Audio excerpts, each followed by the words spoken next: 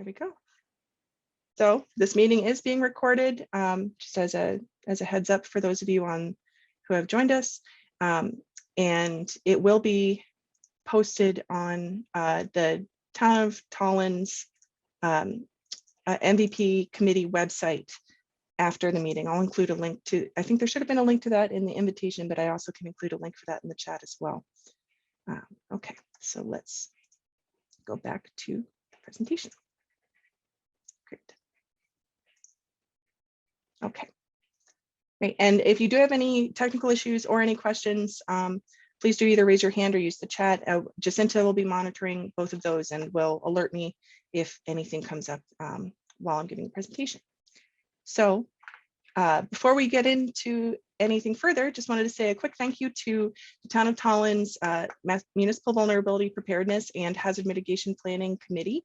We have been meeting for the last several months to do some of the behind the scenes work on this process, and people have they've given a lot of great feedback and information and have spent a lot of time and effort on this so far. So thank you to Jeff and Pat, also Alan Binder, who's on the Conservation Commission, and Charlie Hyam, who's on the Pond Committee, and Ed Deming, who then retired and was replaced by Kate Donovan, the Highway Superintendent, have all provided a lot of really great feedback that we'll be talking about as we go through the process tonight. So what are we doing tonight as part of this workshop? First, I will give a brief presentation that gives you an introduction and overview of the MVP HMP planning grant that is funding this work. We'll talk just a little bit about an overview of climate change and natural hazards, and then we'll talk more specifically about natural hazards that impact Tolland. Those of you who joined the public presentation, the public meeting that we did last month, some of this information may be a little bit familiar to you. And if you weren't able to attend that meeting, a copy of that presentation is available on the MVP committee's website if you want to review that at your leisure. Then we will all work together and we'll do an exercise to kind of come up with an inventory of infrastructure strengths and vulnerabilities in the Town of Tolland, specifically thinking about it from the perspective of resiliency to natural hazards. I'll then do another brief presentation on mitigation actions, what those are, and what types might be competitive for grants in the future. And then we'll go back to working together and come up with some ideas for mitigation actions to address those strengths and vulnerabilities that we came up with earlier. And then I will just end with, I'm calling it a presentation, but it's basically just, you know, 1 or 2 slides to talk about the next workshop that we'll be doing next week and follow-up actions and introducing the survey that we'll be doing to prioritize the mitigation actions that we come up with. So why are we here? Why are we doing this right now? Well, we are going through this process because the Town of Tolland wants to improve its preparedness and resilience to natural hazard events. Why do we want to improve resilience? Well, one simple reason is because it saves money. And this is, I've got a little graphic here from the Federal Emergency Management Agency, FEMA. For every $1 that you spend on mitigation for climate related or natural hazards, you prevent having to spend $6 on losses from future disasters.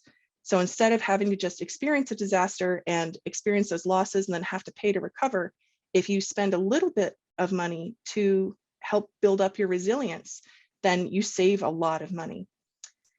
While we go through this process, we are also able to understand the community's strengths and vulnerabilities relative to natural hazards. We can plan for more frequent and severe weather events that are occurring as a result of climate change.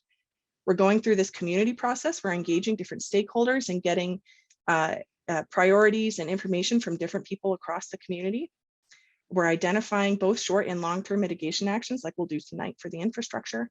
And by going through this process, we increase the town's access to funding to implement these mitigation actions.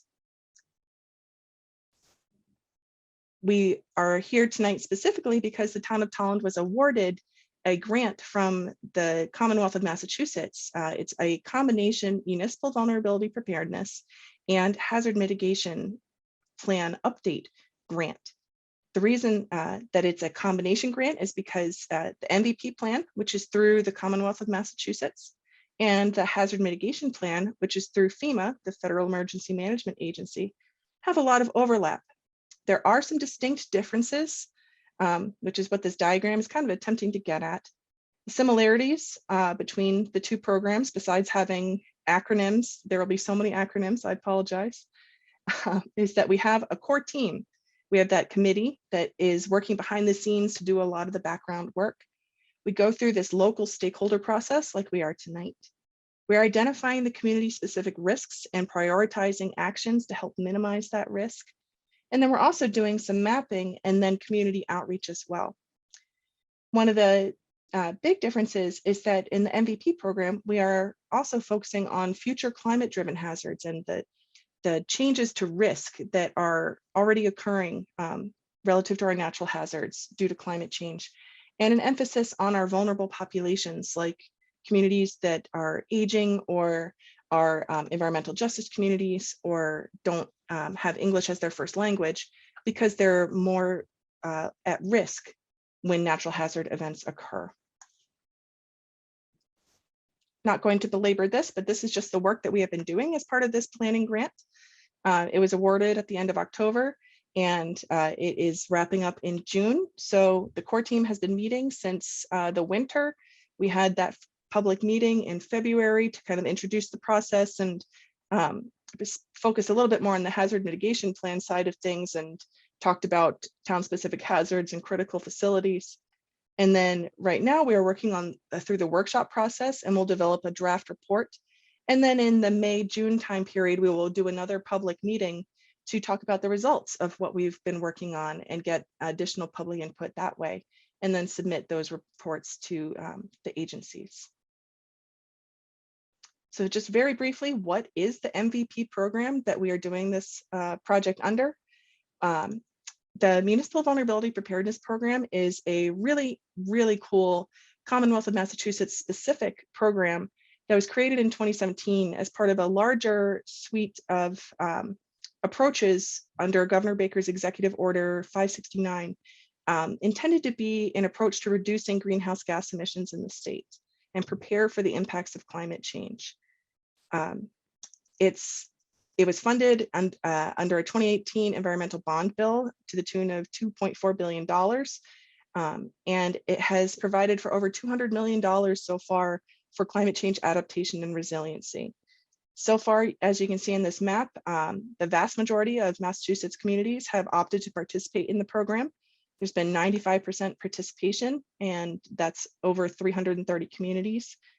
And then after going through the first step of the process, there have also been action grants, which we'll talk about in just a second, that have been awarded for over $65 million in actual mitigation actions and projects that have been funded to date as well.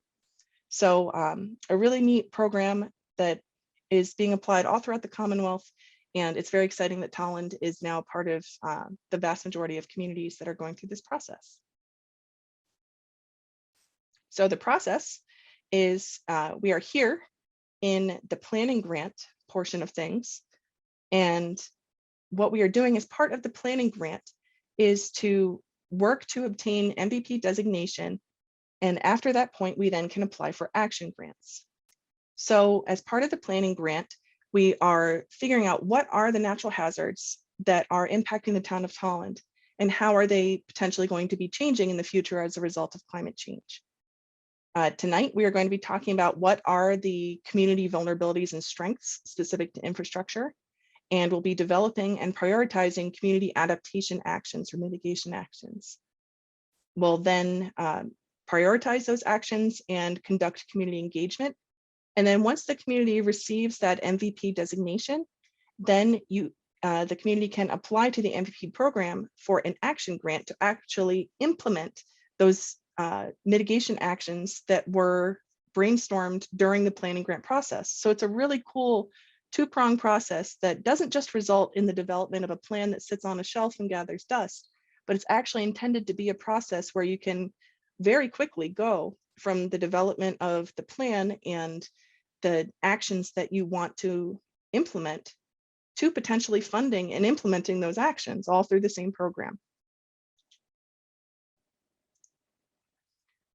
The MVP program, I mentioned it was part of Governor Baker's executive order that was intended to reduce the impacts of greenhouse gases. And so a lot of the core principles of the MVP program are related to creating strategies to mitigate the potential impacts of climate change and climate change exacerbated natural hazards.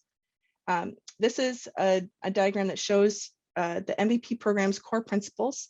So they want to benefit a broad cross-section of the community. We really want to identify those community-specific priorities relative to climate change exacerbated natural hazards. We want to have that robust community engagement, so we're making sure that we're addressing all populations throughout the town.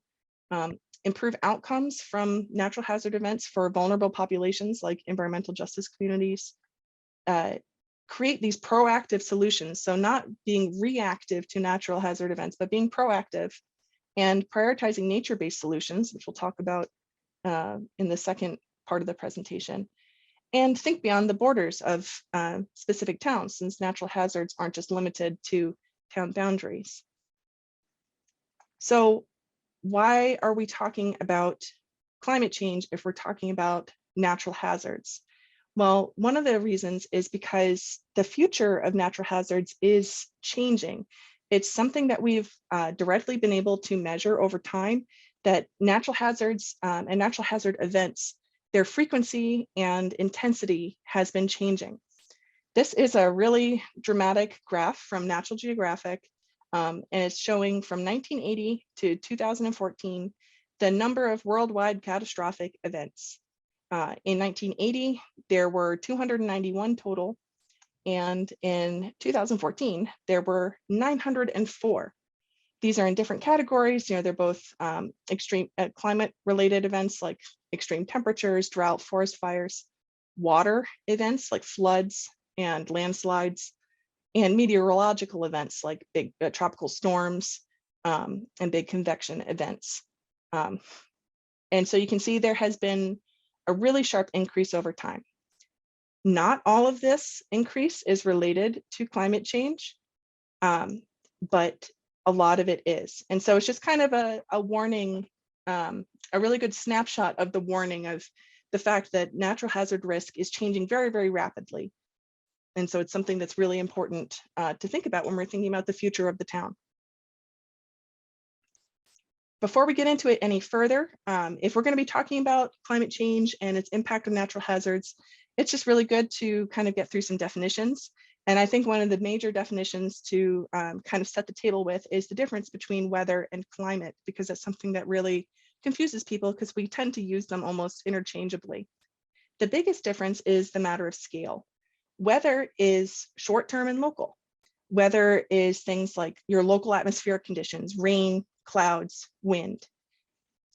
It's summed up here, you know, as Massachusettsians, I think we all can identify with the quote from Mark Twain, where if you don't like the weather in New England, just wait a few minutes. You know, it's very changeable, very local. Climate, on the other hand, refers to long-term, bigger scale. So it's long-term regional or global averages of things like temperature, humidity, rainfall patterns. So if we're talking about strategies to mitigate the potential impacts of natural hazards in the town of Tolland, I just want to set the stage by talking about some of the trends that we have observed, starting on the broader picture of nationally, and then kind of zooming into the state and then more local level. This is a very busy diagram from the US Global Change Program's 4th National Climate Assessment Report. Basically what it's showing, and it's a much larger diagram in the actual report that includes all of these graphs and different diagrams. The sum of it is that basically in every way that we look at climate, there have been really measurable changes since we've started recording in these different areas. So temperatures have gone up, the number of heat waves, so days over 90 degrees for an extended period of time, have gone up. Heavy precipitation has gone up. The western US snowpack has decreased. Drought conditions, depending on where you live, have increased. So like in our area, for example, drought conditions have increased, which is confusing because heavy precipitation has also increased. We'll talk about that a little bit. Arctic sea ice extent, I think everybody has heard a lot of that. That's the one that people tend to talk about a lot because it's very dramatic. That has obviously decreased.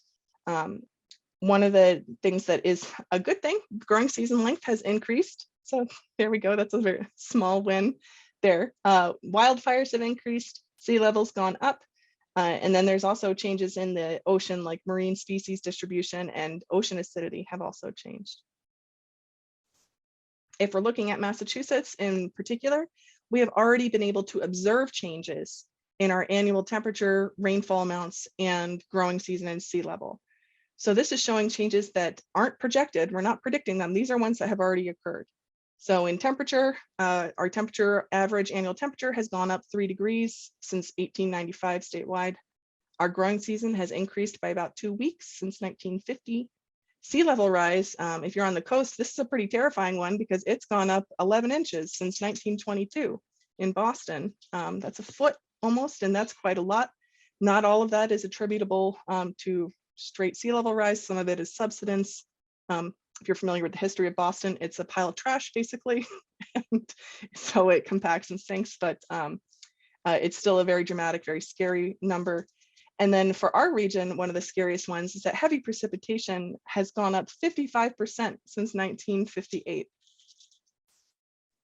If we are looking at projections, and so these are climate models based on different models of greenhouse gas emissions that have been developed by researchers at UMass. They're called the Northeast Climate Adaptation Science Center.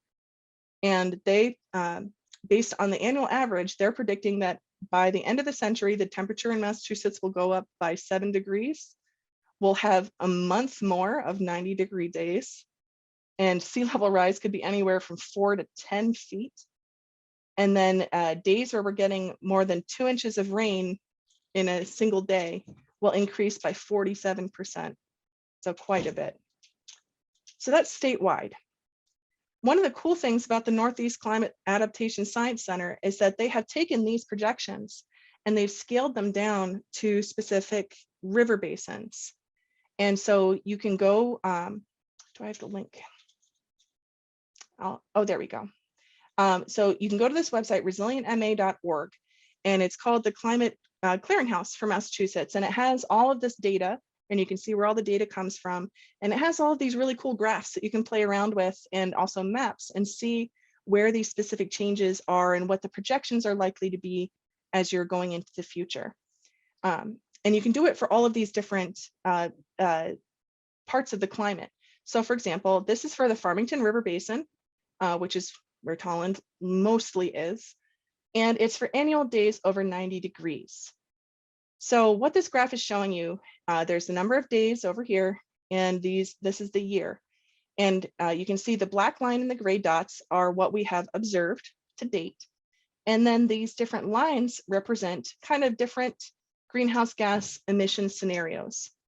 As you might imagine, the blue is the best case scenario, the gray is the in-between, and the red is the worst case scenario. Our changes from 1971 to 2000 so far has already been a week increase in days over 90. And then by the end of the century, kind of the median is 20 days. And then the worst case scenario is about 75 days more over 90 degrees in the Farmington River Basin. So that's, 2 months, it's more than 2 months worth of days over 90 degrees. It's really pretty scary because, there's a lot of impacts to human health from that kind of heat stress. It can also stress our power grid as more people are using air conditioning and electricity. It can impact air quality, and it can also increase the risk of wildfires. And I do hate to be the bearer of bad news, but here we are, after 2020. And unfortunately, if we're looking at our measured data, so far for the 2020 point, we are more in the red zone. We're more in the red zone than we are in the blue zone. So not tracking well for the best case scenario, unfortunately. One of the other major impacts that we are seeing and project to see in the Farmington River Basin is a loss of days with the minimum temperature below freezing. And I'm sorry, I have to just pop off very, very quickly because my dog is barking. I'll be right back.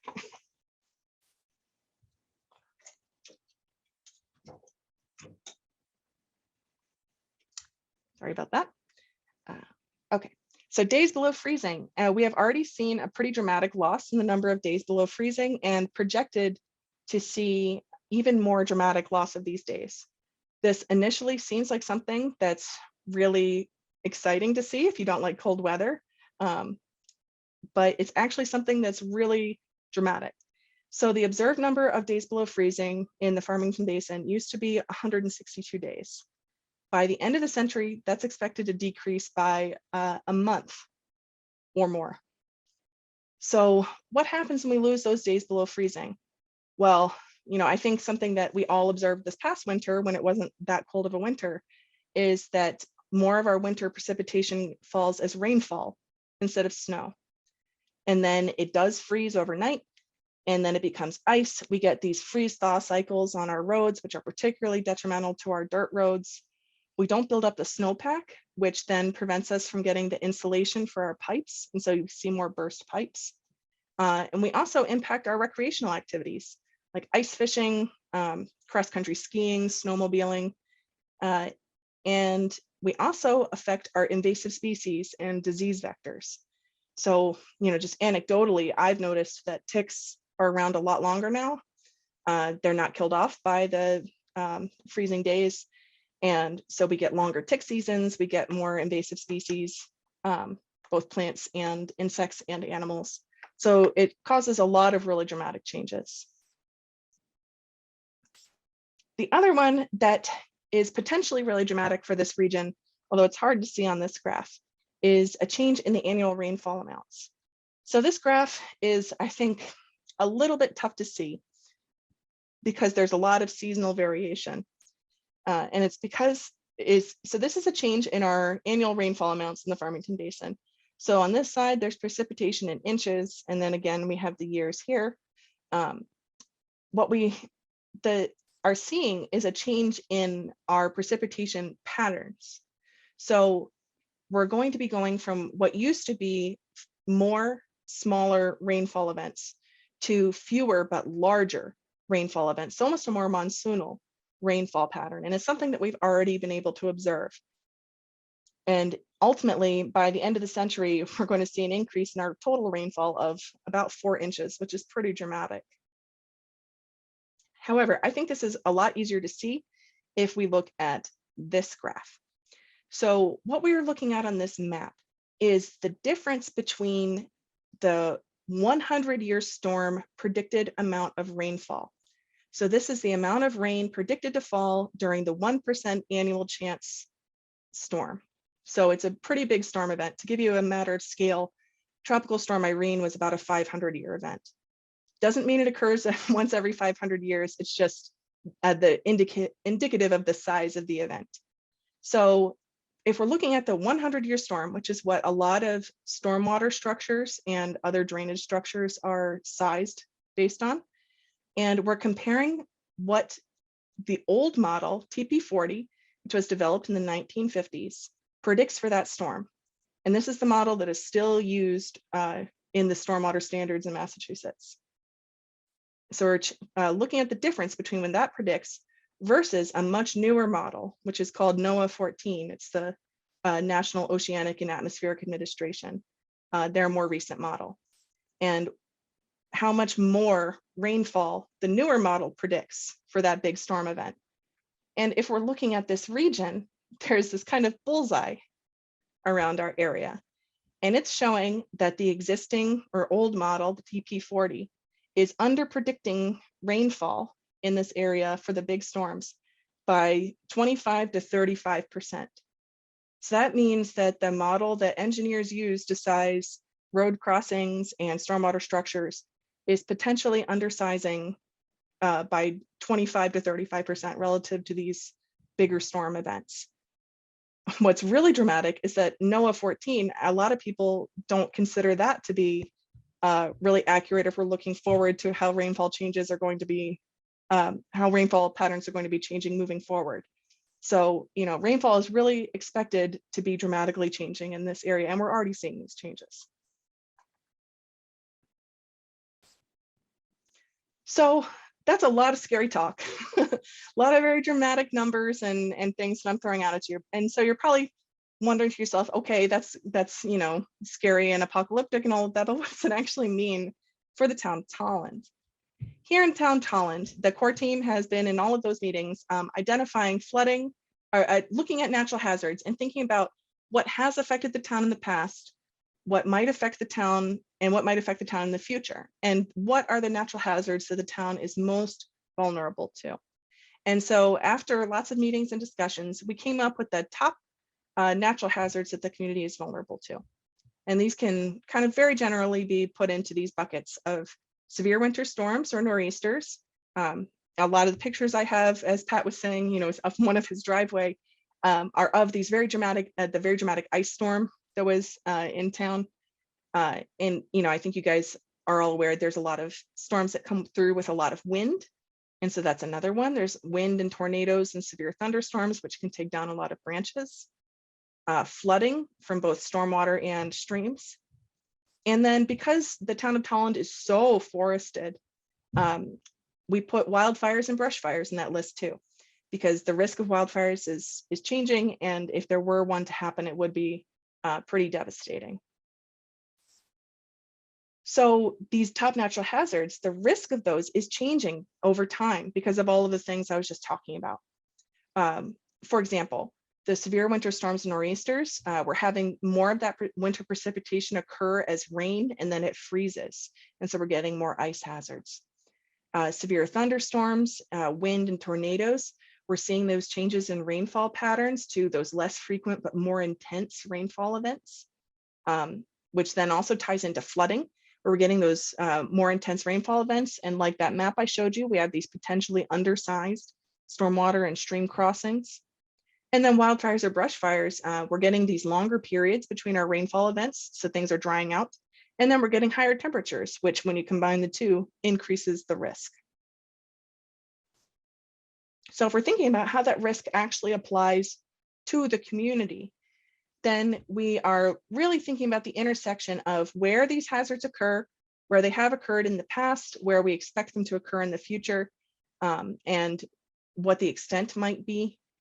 And then we're thinking about the intersection of that with what is in the community, where we have our society, our population, where we have our built environment, like bridges and roads, our natural environment, the things that make Tolland uniquely what it is, your beautiful ponds and forests, and then also your economy, which in Tolland isn't going to be specifically any industry or anything like that, but the livelihood of the people that live here.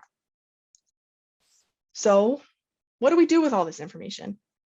Well, now that we have an idea of what those major natural hazards are that impact Tolland and how those might change in the future, we're going through the workshop process right now to help us identify that knowledge, apply that knowledge to these Tolland specific community assets so that we can figure out ways to improve the ability of the town to respond to those events in the future.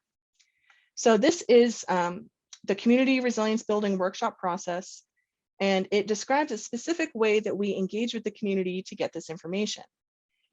Here we are in the virtual workshops. We are identifying community vulnerabilities and strengths relative to infrastructure tonight. In workshop number 2, we'll be focusing on the environment. And then in workshop number 3, we'll be focusing on society. We will then identify and prioritize community actions to address those vulnerabilities and strengths. And then after the workshops, we will do a survey to determine the overall priorities and put it all together in a public meeting into a plan, so then we can apply for grants to implement those actions. So we'll just take a quick pause right here. Is there anything in the chat or any questions anybody has? I know that was a ton of information I just threw at you.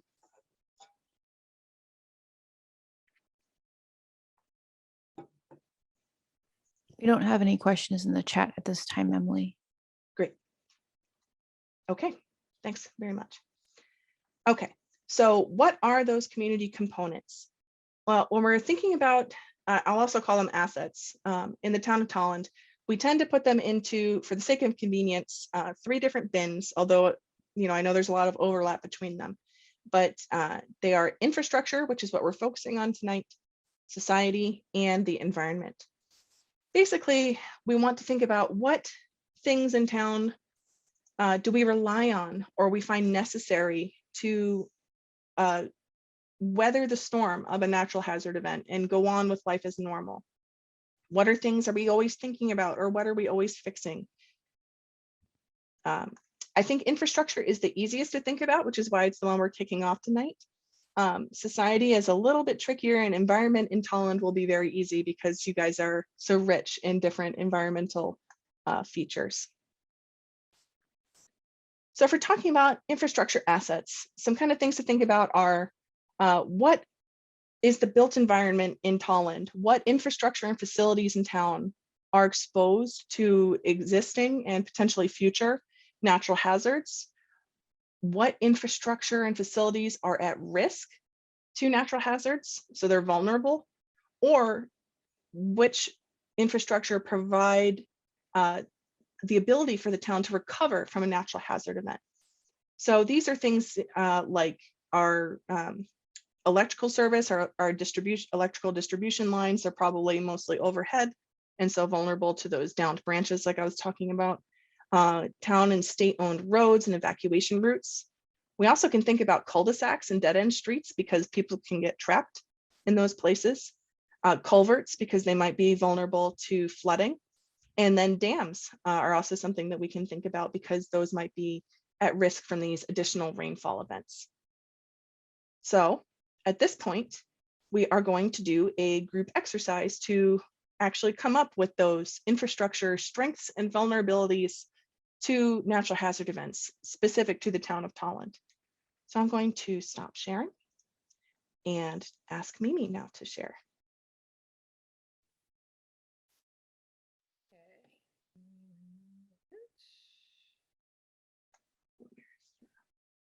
All right, can everybody see this Yes. on their screen?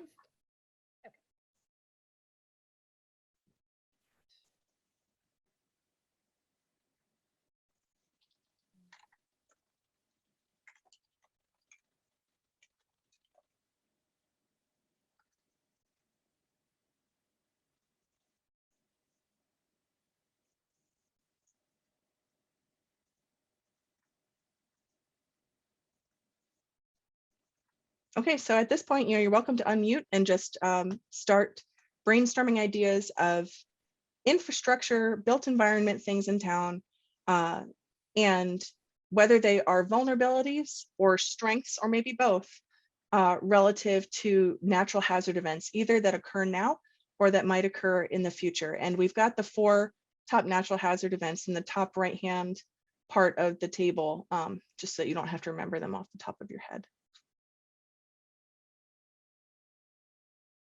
Public safety complex would be part of our infrastructure, which houses the fire, police, and emergency management.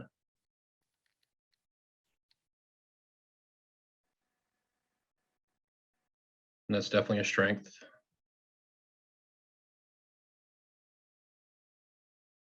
And that's a newer facility, correct? Correct. And it's on a generator. Yes.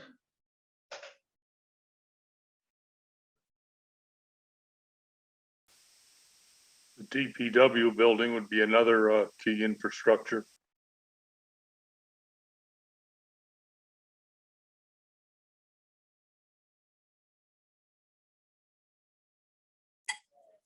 That too has a generator, and that's a new building. That would be a strength as well.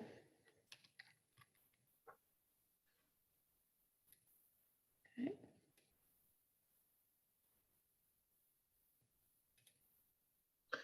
Dirt roads in town, we have multiple miles of dirt roads. I'm not exactly sure off the top of my head how many miles, but that would definitely be a vulnerability. I think it's 17 miles of dirt roads. 17, okay.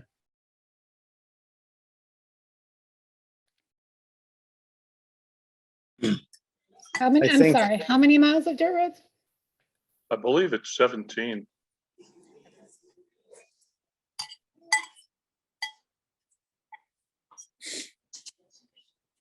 I think some of the another vulnerability would be our roads and their emergency water, culverts, ditches, things like that are not maintained, or they're undersized for the events that we've been having. So the drainage. Drainage, yeah, that's Yeah. probably the best word, sure.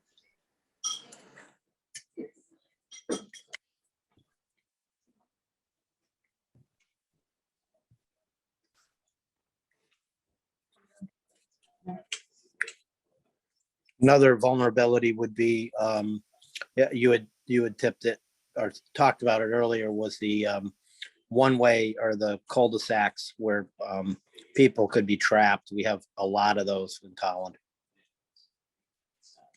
Eric, are those mainly private roads, the cul-de-sacs? They are. I mean, there's two roads, Harvey Mountain, Clark Road, that are zero access. Yep. But there's only a couple people that live on those. But I'm Yep. thinking more Wildwood, Tunxus Club, and North Tolland area. Right. You said Wildwood, and what were the other ones? Tunxus Club, It's Which is another- TUNXIS. You? that's a private community. Oh, sorry, TUNXIS. Oh, okay. Tunxus Club, and then what was the other one? I'm sorry. The North Tolland communities, which would be Driftwood Shores and Land's End.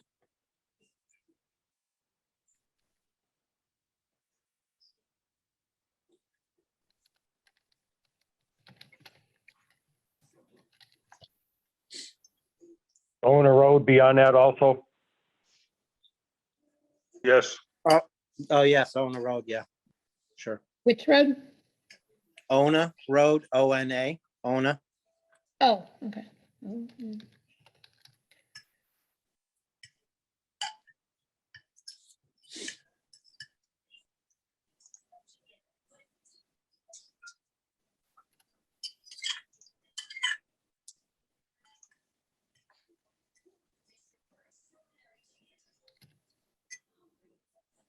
The town hall is an infrastructure, and it's important because that's where our computer servers are. And that's served with a generator also.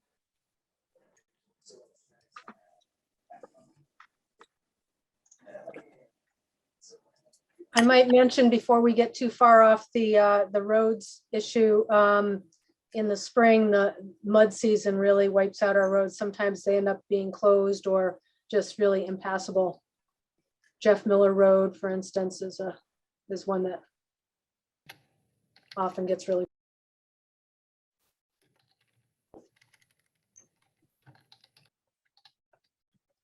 I feel like we've had a couple mud seasons this year. Yeah. This morning, the roads were real good.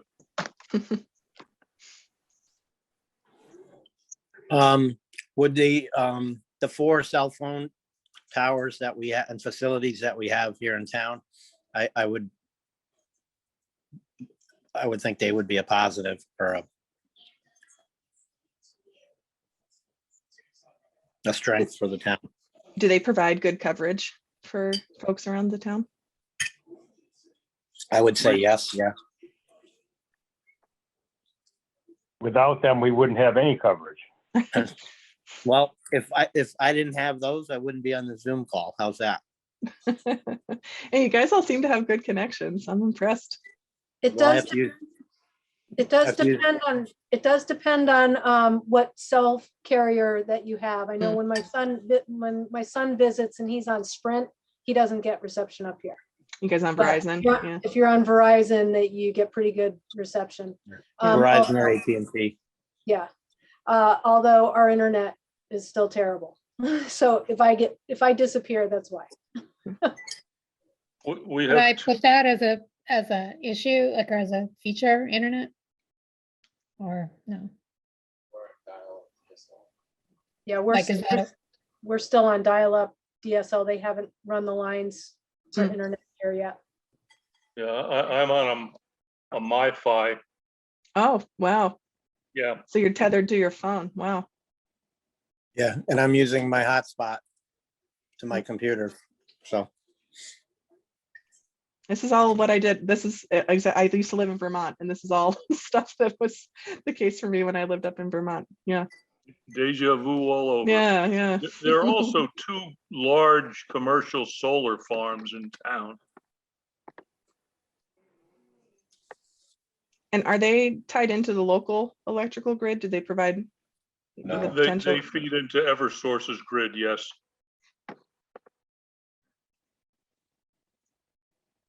And do you think those are strengths or vulnerabilities or both? Both.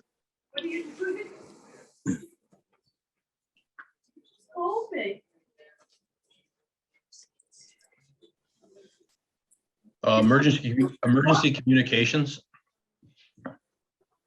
And I'm gonna say that's a vulnerability at this time. Something that we've been working on now for a little over a year, but haven't come up with a solution as of yet. So emergency communications are very spotty. And luckily we have 4 cell phone towers in town because that's generally our guaranteed backup when communications fails is through cell phone to dispatch. That was a big problem for you guys, or is it still? I know there was something Yeah, where it still they even is. had to come out and try to figure out why you guys were not able to connect to dispatch. Yeah, yep. I know Eric's done some radio tests with our dispatch center to see if they could figure things out. And I think I heard recently that they might be installing a repeater close to us to hopefully fix the problem. Wow. Yeah. So Mimi, we're talking about the radio emergency. It's basically doesn't work in Tolland. Is that a kind of sum? And they actually had to come out and try to do all these tests to figure out why. And yeah, sounds like it's still an issue. it probably works as well as Sprint. Yeah. Jeez, that's Fair scary. That's scary. Yeah.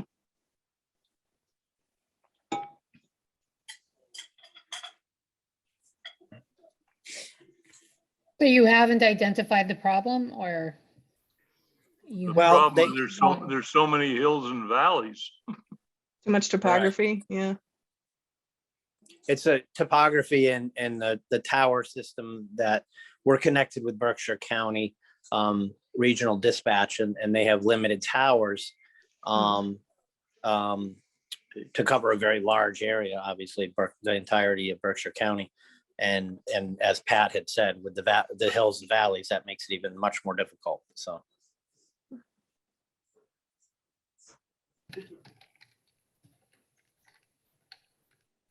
Hey, everybody, this is Scott from MEMA. Yeah, we're working on that issue right now. As a matter of fact, we just had a meeting. Actually, today we talked about you guys. And the problem is just that we get into Granville, Tolland, Sandersfield, and those areas there's some major issues. And they're going to build out that infrastructure. Unfortunately, it's going to take a lot of money and a lot of time, and I don't see any real solution for another 5 or 6 years for the amount of money it's going to take. So we're trying to figure out what we can do in the meantime to sort of band-aid that. And that's going to be an ongoing effort. And I believe, Jeff, you and I had talked a little bit earlier, and that's something we're going to talk about again, I believe next week or the week after. Okay, Scott, look Trying forward to to come up hearing. with some of that. I think we had a couple possible solutions, Jeff, but again, that's way off in the distance, you know. So Emily, with the grants that this MVP opens us up to, could we use some of those monies to help build out that infrastructure? Is that something that is in the scope of that? Yeah, I'll turn that over to Carrie Ann since we have her directly on the call. Sorry, I just had to run outside to go put my ducks away. So I actually missed the specifics of this part of things. Yeah, so the long and short of it is that the radio dispatch in Tolland doesn't really work. They're part of the Berkshire system, but there's too much topography and too few towers.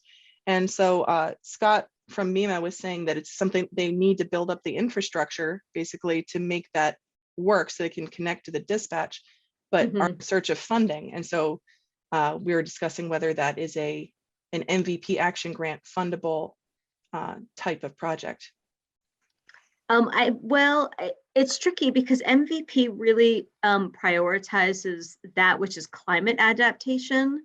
Right. But since you all are doing a combined MVP and HMP plan, that also makes you eligible for hazard mitigation grants. So I would actually kick it over to Scott from NEMA to see if they would be able to provide funding for this type of a project. Yeah, I believe the funding is part of we already have a plan. And the funding is, you're talking millions and millions. There's going to be a statewide plan. And what we're doing is the west end of the state, for once, is actually doing better than down by Boston when it comes to this. What happened was that the state put a lot of money into the 800 system, and that was the build out. And without taking a lot of foresight in the beginning of doing that, what they created was an issue that created a bigger problem with communications, because it works just like your cell phone. So they recognize that problem, because you got to realize one thing: if you're not talking, neither is the state police, because they're using that same system. So the money is there, the solution is coming, but it's going to take a while and it's a lot of money. So it's time, effort, and money. What we're trying to do is come up with a way that's going to work for Tolland, that we can come up with something that if we could put them with Northampton Control, or we could do a few other things, and that's a whole different issue by itself. So we could spend all night just talking about that. But we're looking at different issues right now to fix them temporarily until we can build out that infrastructure. So the plan is in place, the money's approved.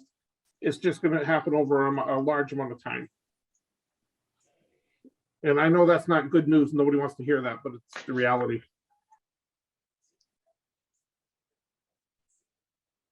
Thank you for that summary. That's all good to know.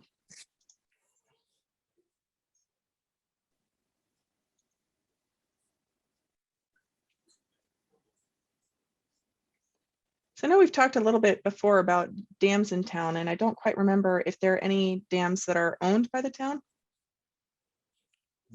Not by the, yeah, they're owned, but I think, well, they're private, aren't they, Steve? Or the state owns the one at the ranch, right?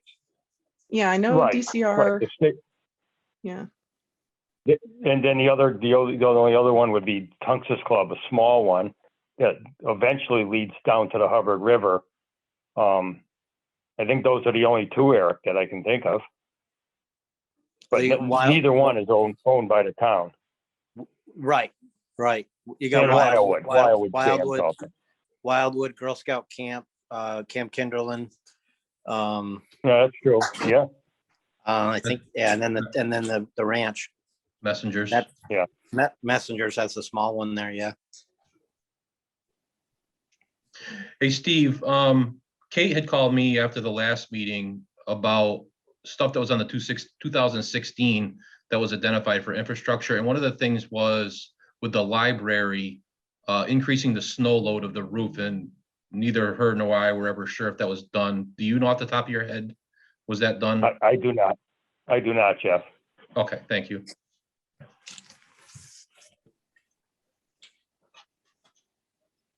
So are there any of the dams that I know they're private, and so people's knowledge of them might be somewhat limited, but feel like are particularly risky if something were to happen to them by virtue of their, just condition or age or where they're at? I think, well, the one that's owned by the state is, I'm sure is maintained. They maintain it and check it.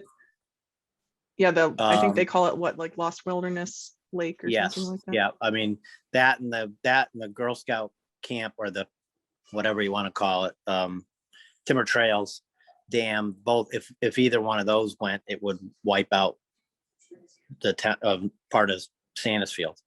So they're pretty high impact if they went. I'm not sure if Camp Kinderlands and Wildwood would probably do some road damage and so forth, I would guess. But I think the highest impact ones would be the Girl Scout camp and the ranch, Lost Wilderness Ranch. They're well, the Girl Scout one was built in 67 and the other one was probably built in the early 80s. Yeah, I think Wildwood just had theirs redone within the last probably 10 to 12 Yeah. years. Yeah. So to kind of clarify for you, trying to take notes here, Mimi, Lost Wilderness Ranch is the DCR. Those are the, Oh, I okay. think they're 2 dams. They're owned by DCR. There And are.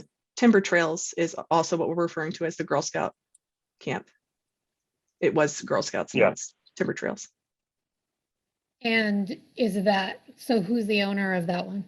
Timber Trails, I think that is, Dance Yeah. New England. yes, that's right. Yeah. Oh, okay. So that is private though. Yes.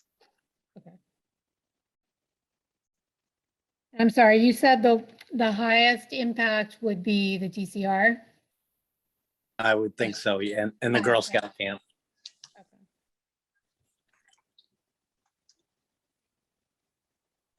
Which is the girls? The wait, Timber which one is Trails. it? Timber Timber Oh, Trails. Trail, okay. sorry. Sorry. Oh, It okay. was a Girl Scout camp for 30 years, so that's why. Former Girl Scout, okay. Yeah. Right.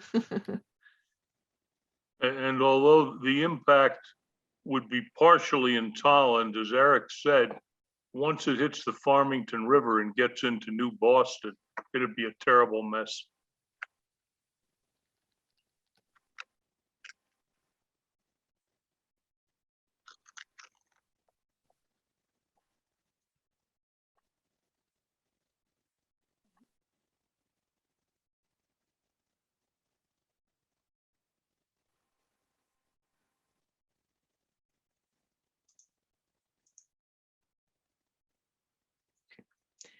What about any evacuation routes? I know we had previously talked on the public meeting before about some of those. And I know some of those are dirt or gravel roads, so they can kind of fall under that category, but are there any that are particularly important or particularly vulnerable? Schoolhouse Road would be the vulnerable. That would be the escape route north to Otis. The other one is Route 57, which is our east-west escape routes. On the 57 western side, which straddles Sandusfield, it's not really in Tolland, but that we call Tolland Mountain is in horrible shape. It looks like it's going to fall off the side of the mountain one day. So I don't know if that's at least I drive it every day, so I see the deterioration there. So is it like the road slide it's like eroding? Yeah, I mean, you can see the far western edge is starting to collapse and, things like that. So I don't, that concerns me because that's a major route in and out of Tolland as well as the other side of 57. Mm-hmm. For bringing. I'm sure you're aware that although that is a state numbered road, it's locally maintained. Mm-hmm.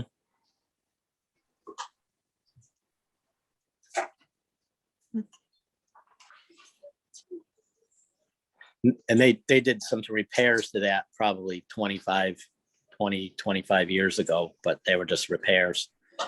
Nothing structurally substantial or widening or anything like that.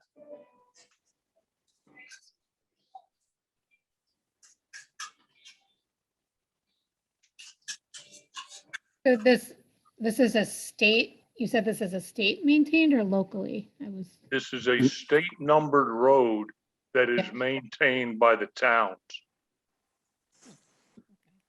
Although having said that, the state's going to give Tolland some help this spring in doing some repaving on the Tolland section.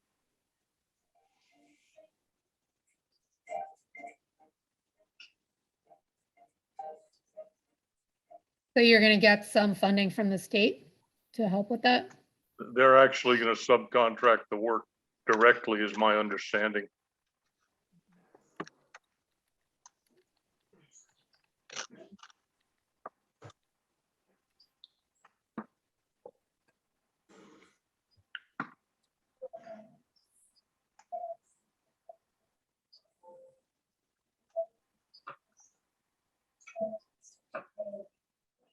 I know one other thing I had with a conversation with Kate, which came up under the 2016 MVP findings, was to have the culverts engineered on Route 57.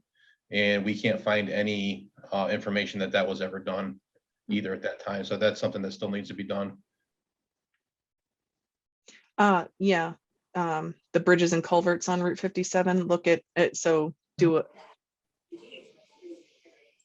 Yeah, we can include that as a mitigation action. They need to be what? Evaluated for their condition and then prioritized for repair or replacement. And then obviously repaired or replaced.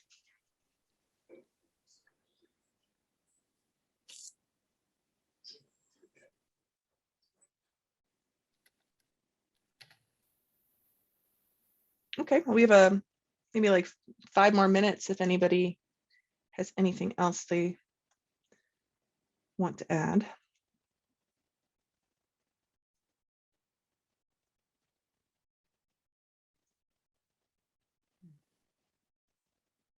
One of the other infrastructure things in the town is the Tennessee gas transmission pipeline.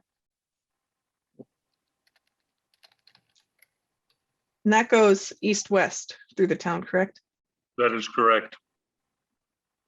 We have a question in the chat about no ambulance in Tolland. We talked about that. That too is correct.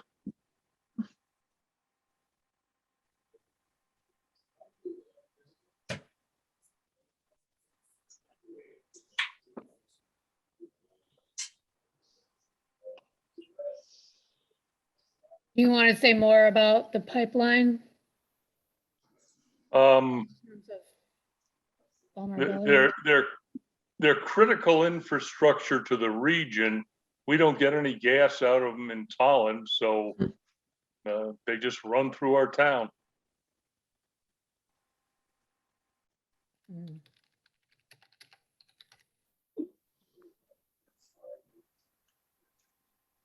Everybody on town is on private drinking water, correct? Yes. Yeah, Are there any issues with that anybody's aware of, like with the amount or any concerns about any contamination, like from road salt or anything like that? Or do you guys all have nice deep wells, no issues? well, we did have an issue at our DPW a few years back where we had to abandon the well that we had and drill another one about 100 feet back. And they attributed that to our salt shed that was on the same property. And this was not in Tolland, but in Sandusfield, there was one right along the side of 57 had the same issue, but that was a private residence. And that was mainly caused by just a road salt that was put on.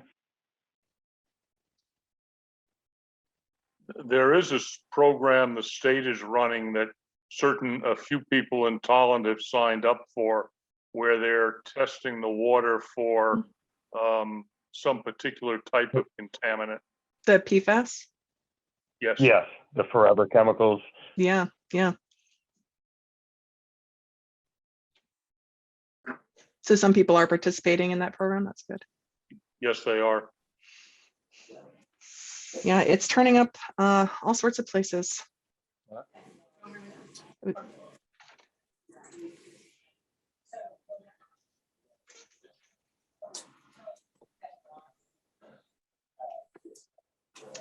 The only sewer system in town is at the campground, right? Is that a sewer or a large septic system? Oh, maybe it is. That's a large, there is no sewer systems in town. Right. There used to be one at the state campground in Tolland State Forest, but they took that out 2 years ago and put in a septic system. Oh, okay. Well, Pat, I don't think that went anywhere, did it? Yes, I believe the septic system is sort of operational. They've taken out the pump station Where did they pump that to originally? I don't know where originally it pumped to, Steve. I wonder if it was a closed Okay. system that they then had to get pumped out periodically or something like I that. think- It's like, I think that's what it was. I can't imagine 'Cause where Otis it could have gone. Yeah. Yeah, because Otis doesn't have a sewer or a sewer system. Hmm. Do people have issues with their on-site septic systems, or do they seem generally okay? Only when you have a Title V test. Right. Yeah. Generally, we don't have that many issues. We haven't. There have been a few, probably put in the 60s and the early 70s, even into the early 80s, where some of the sites were put on land that probably didn't pass PERC, but they were put in anyway. Hmm. But all of those have been fixed, as I know of. And so for the most part, there's not that many issues with that. That's good. You guys have enough space in town. It's not like you're all necessarily crowded together. Our septic system froze a couple of winters ago. They were saying Whoa. it was like all over town. People were having that issue, or we had several really, really cold weeks, and our septic system froze, and we did not have a septic system for like 3 months till spring. Wow. Yeah, camping in the house. Yikes. How old is your septic system It was, to freeze like that? yeah, it was pretty old. We had to do some repairs to it in the spring. There was a pipe that was broken, and we live in Okay. Julian Works' old house, Yeah. and Rich Daly lived here, so there was not a new Yep. system.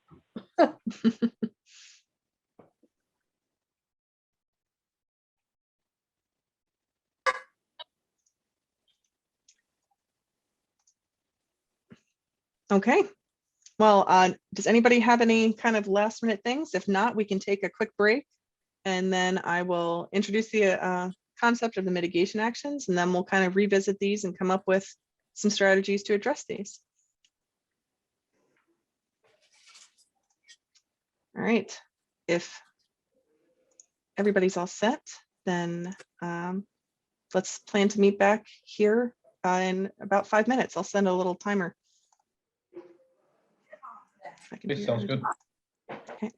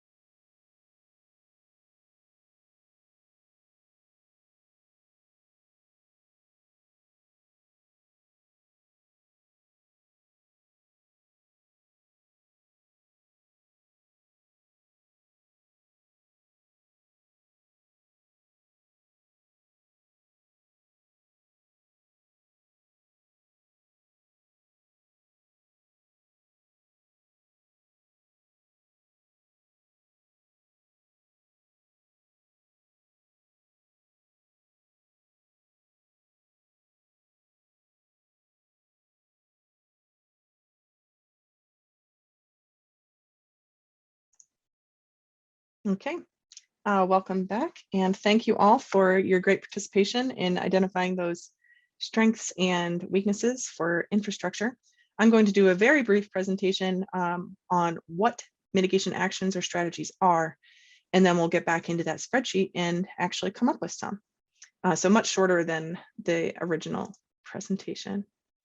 There we go. Okay.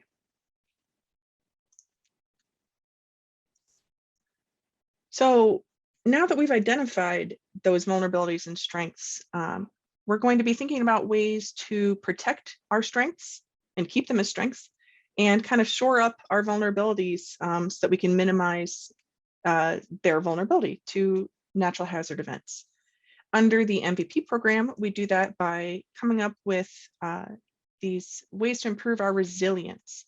When we say resilience, it has a specific meaning. Everything in the MVP program is kind of related to the State Hazard Mitigation and Climate Adaptation Plan for the state of Massachusetts. And these are definitions from that plan.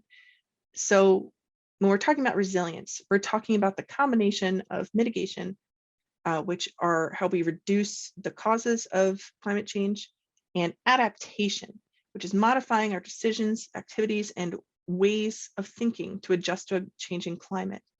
And when we do those two things, we create increased resilience, the ability of a system, so a town, to anticipate, accommodate, or recover from the effects of a natural hazard event in a timely and efficient manner. So here, what we're coming up with ideas, we're really not looking at mitigation. We're really not looking to change the causes of climate change here. What we're looking to do is come up with these adaptation measures and kind of overall resilience measures. So we're looking to make it easier for the town to prevent these impacts from causing damage, or if they do happen, these natural hazard events, how can we help the town respond and recover, rebound better than it does at present? So when we're thinking about these mitigation actions, we do want to be thinking about the MVP core principles, because it makes it a more fundable project under, oops, I'm sorry, the MVP program. So as Carrie Ann mentioned when we were talking about the communication system, the MVP program does kind of prioritize these climate change related impacts to natural hazards and what are called nature-based solutions. They also prioritize projects that have robust community engagement and are potentially innovative or transferable projects as well. So I'm going to show you a really wordy slide here. So sorry for all the text, but these are the different types of projects under the MVP Action Grant Program. So they don't have to all be just physical projects. Those are great, particularly for infrastructure. That is where your mind tends to go. But they can also be assessment type projects, vulnerability and risk assessments. They can be outreach and education projects, or looking at your local bylaws, ordinances, plans, or management measures. They can be physical projects, things like flood protection, water quality, infrastructure and technology solutions relative to heat or air quality, or other climate change impacts, ecological restoration to increase resiliency, and then even things like land acquisition or things like that. So specifically, one of the things that MVP prioritizes are what are called nature-based solutions. And that's not a phrase that I think normal people use in their everyday life. So just wanted to give you some definitions here of what we mean when we say nature-based solutions. The long and short of it is that nature-based solutions are those that try to mimic natural processes. So it's green infrastructure rather than gray infrastructure. So usually nature-based solutions are applicable to hazards like flooding, erosion, drought, and what we call the heat island effect, which is where you have a lot of paved areas and they trap heat there during the day, and then it's released at night and it just never cools down. Not really an issue for Tolland. You guys have an abundance of trees. You guys have kind of the opposite going on. But so these are things that restore, protect, or manage natural processes and mimic those natural processes in order to resolve a hazard.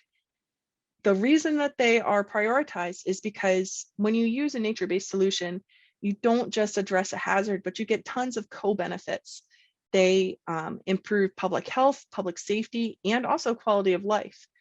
So for example, if you're using this is a really colorful diagram, but it's showing that you can use things, these ecosystem-based approaches to address specific natural problems, but then you're also addressing societal challenges at the same time. So for a specific example, if there is an issue with flooding, you could address it by putting in gray infrastructure, a big flood wall, but then you're just pushing the problem downstream. You could use a nature-based solution of acquiring the property that floods and allowing it to flood, so you're giving somewhere for that floodwater to go. And by doing that, you are resolving the flooding issue, but you're also getting all of these extra benefits of having open space and land that could potentially use for recreation when it's not being flooded. You're providing additional natural habitat, and you're improving quality of life by having more green space. So these, this is really kind of the direction that the MVP program likes to fund, you know, that rather than hard solutions, you know, they like to try to think in the more ecosystem-based approaches. So what are these that have actually been implemented or funded by the program? This is a map from the MVP program of nature-based solutions that they have funded through action grants. So there are some really local ones. In Southwick, a stream crossing replacement was done with upstream nature-based flood mitigation measures. In Northampton, they're treating stormwater with green infrastructure. So they're both detaining and retaining and treating the stormwater with green infrastructure. So that means things like rain gardens or bioswales, basically any way that you can try to get the rainwater to be absorbed into the ground instead of just put into a drainage pipe and then you know, out into a water body. Similarly, in Millbury, they're using green infrastructure in their downtown revitalization. So in that way, they're managing the stormwater, but they're also providing these green spaces to kind of offset any additional paved areas, which has a lot of, you know, just kind of human health and quality of life improvements as well. In Oak Bluffs, they're doing beach nourishment to manage the erosion. Falmouth, they're doing river restoration through dam removal. In Concord, they're doing reforestation and municipal tree resilience to manage their heat issues and also erosion. And then in Essex, Ipswich, and Newbury, they're doing a regional project, a sedimentation study to see how where erosion is causing sediment to go into their water bodies. So projects that are not competitive under the MVP program, this is sort of what Carrie Ann was alluding to.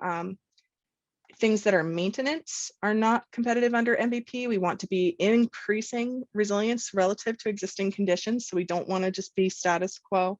Diesel generators are not competitive under MVP, although they could be under FEMA grant programs. They're not competitive under MVP because it is a climate change program. It was under the greenhouse gas bill, and so it doesn't really fit with their priorities to be funding things that are emitting greenhouse gases.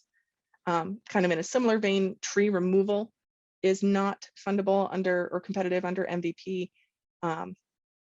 You can do tree assessments or tree surveys, but actual removal of large amounts of trees is not competitive.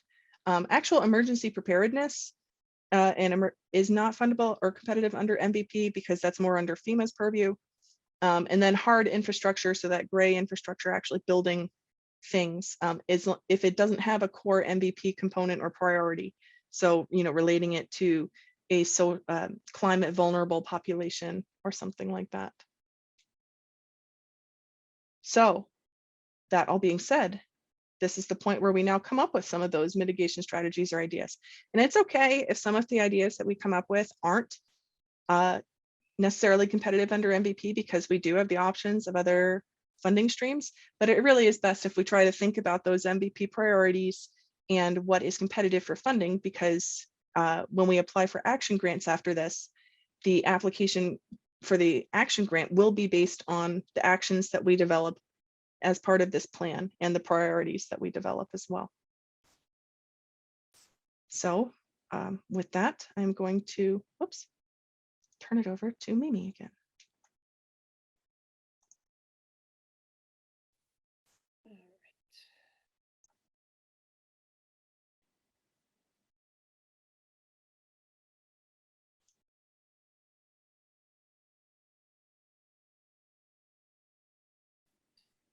Over to the mitigation actions section here.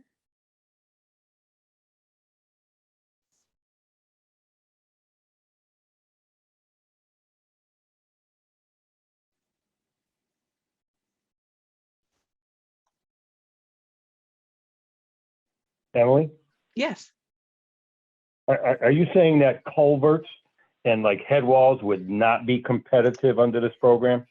they are, but you would need to increase them relative to existing conditions. You wouldn't be just putting them back in, you know, the way they are. You would probably be, a competitive project would be meeting the Massachusetts stream crossing standards, for example. Okay, But definitely culverts Thank you. and drainage assessments are very often funded under the MVP Action Grant Program. Because Okay. they're all, you know, like I was saying, so many of them are undersized. And so you, as long as you're increasing the size, you're really increasing that resilience to those flooding events. So that's a great project. okay.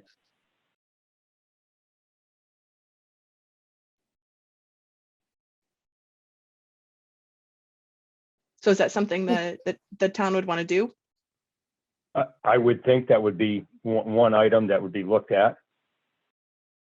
Do you think it would start with, I know we talked about for Route 57, that like an evaluation?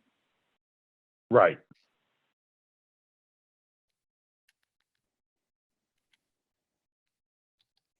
I know there's quite a few culverts on 57 that last time we had to pave, we could not afford to address all the culverts. So some of them just got left, and they were some of the larger ones. You Mm. know, you know, I'll call them the $1 million culverts, because that's Right. basically what they were going to cost. And Small so there bridges, was, yeah. Yeah, There is a lot of funding for those programs right now in Massachusetts. There's both the Division of Ecological Restoration's culvert replacement grant program. And there's also, I think they're reviving the small bridge replacement grant program as well. okay.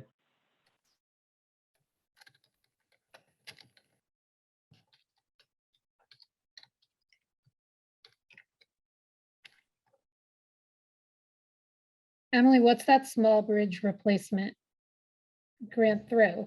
Is I that think through? that's, don't know if that's Mass DOT. It went away for a while. I'm not super familiar with it. I believe that's through Mass DOT. Yeah, Mass DOT. Yep. And it was relaunched. So the yeah, the culvert replacement program through DER, you know, it's DER, so Division of Ecological Restoration. So it's going to prioritize ones that have high ecological value, so like cold water streams, which you guys probably have, and that increase that ecological value. So by going from a restriction or like a perched culvert to something that's embedded and meets those stream crossing standards. So you're both allowing more water to go through, but then you're also allowing critters to go through as well.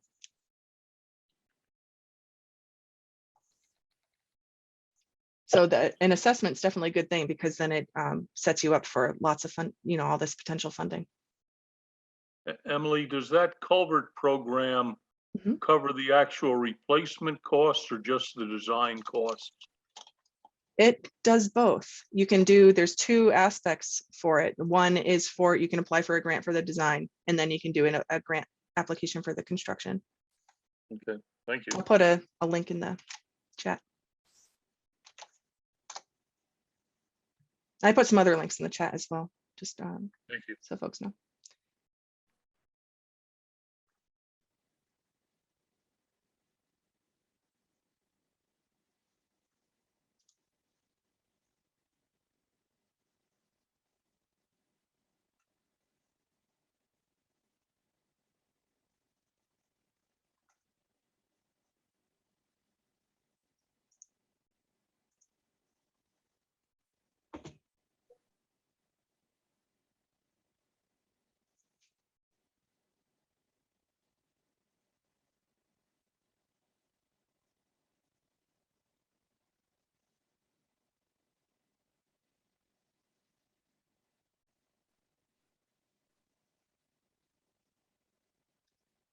Does anyone know how, when they are planning to do any more paving of some of the dirt roads in town?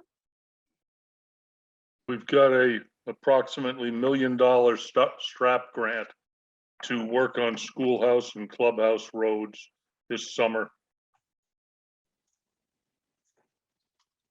It'll get a little less than half of Schoolhouse Road paved. What was the other road?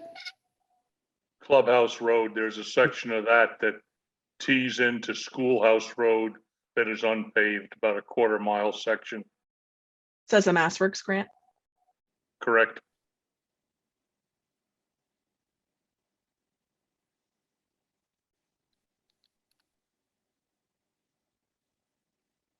And so you'll be paving. They're currently dirt roads and the portions of them will be paved. That's correct.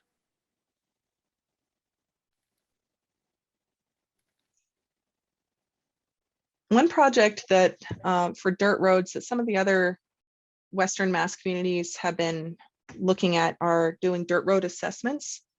And so these are, we've been working on an application for a regional project where they are assessing, looking at all their dirt roads, figuring out where are all our dirt roads, what is the condition, and then what do we need to do to improve their drainage and prevent them from being so affected by mud season and washouts and things like that. Is that type of project something that would be beneficial for Tolland to do anything like that? Yeah, absolutely. Yes.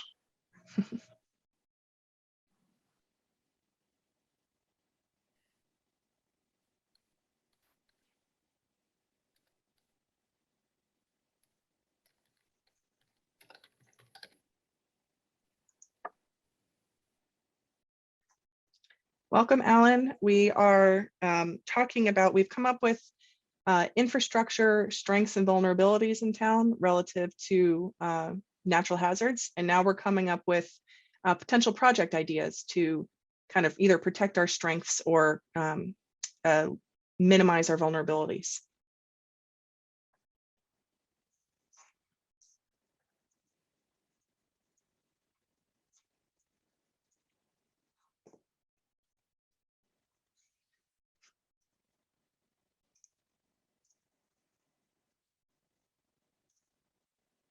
Jumping down to the internet service, does anyone have an ear to the ground about how high-speed internet coming to town is working out? Pat, you want to take that or you want me to address that? Why don't you take it, Steve? Okay, from what we understand, Verizon has done all their pole assessments and upgrades, and we're waiting on Eversource to finish their portion of their poles. At that point, broadband will be starting, and as near as we can tell, by the end of this calendar year, not fiscal year, we should be up and running. Now, I know that, a lot of people in town have been hearing that for quite a few years now, but we are very close. All the piping was done on Schoolhouse Road. That was finished up last year. That's ready to go. And from what Comcast had told us originally, once they start pulling lines, it was only like a 3-month period to get all their lines up and to start hooking up individual homes.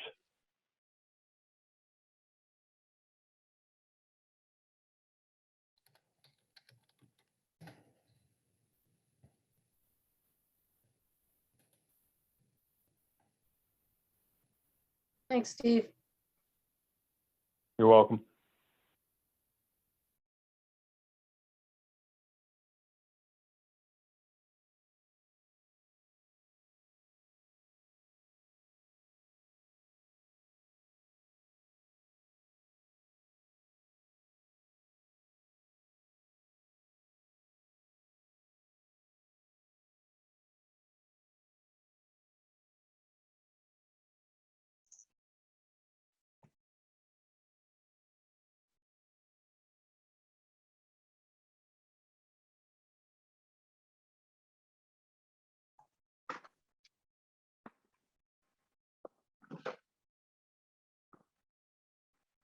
this point, where do our ambulances come from?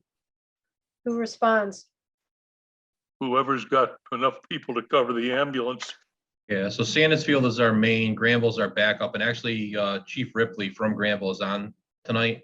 And I know he was working on a grant process through the Assistance to Firefighter grant to try to get some more EMTs for his service. Matt, I don't know if you're still on or not.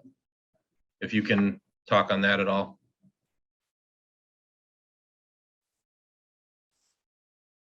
Yeah, we're currently actually working on a staffing plan for this next fiscal year for at least daytime coverage, and also at different ways at increasing our staffing for nighttime. So we'll see how that comes together at town meeting. And then No, Matt, you're also the Emergency Management Director for Granville, correct? Yes, that's correct.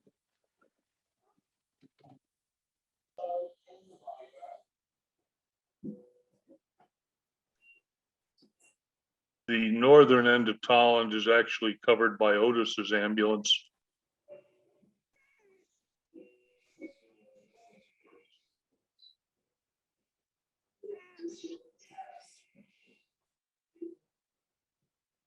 Eric, have you heard anything more about Southern Berkshire?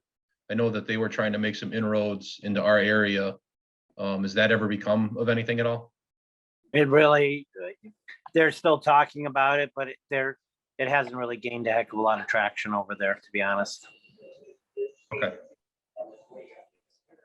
I think it's something that's like a pipe dream for them, that they would like to do that, but you know, they've had some changes in their staffing and leadership there, so they're trying to get that solidified before they, you know, move to bigger plans.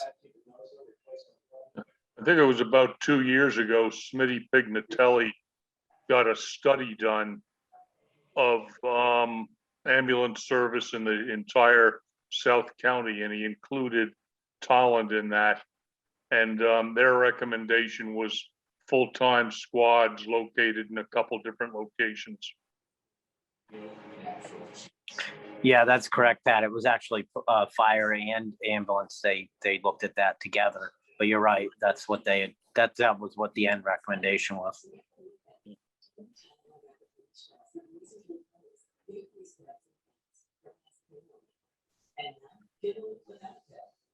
I know right now we've had some major discussions. I'll be at the Hampton County and a couple of other fire chiefs meetings, and we had a thing with last week one of the LEPCs, and that is one of the huge problems right now across not even Hampton County or Western Mass, but Massachusetts completely. So there's some very strong discussion right now about regionalization that I think is going to take place. And I'm interested to see how it's going to turn out, but just, you guys aren't alone. It's something that we're going to have to continually combat between everybody across the state. And I think we're trying to gain, I talked with Pat Carnevale, and we're going to try to get some funding just to at least try to figure out how we can alleviate that and start putting some funding towards that ambulance services, especially in the smaller towns. Eric or Jeff, are we still bound by having 2 EMTs on the rig before it can roll? Yes. Yes. That changed for a little while during COVID, where they allowed 1 EMT and then a firefighter first responder could be a driver of the ambulance, but they rescinded that now since COVID has started to drop. Matt could probably answer that better as to when that change came through, but I know that's done now. Yeah, that is done. I guess there is some legislation that they're working on to probably make it like a hardship case that you could apply for.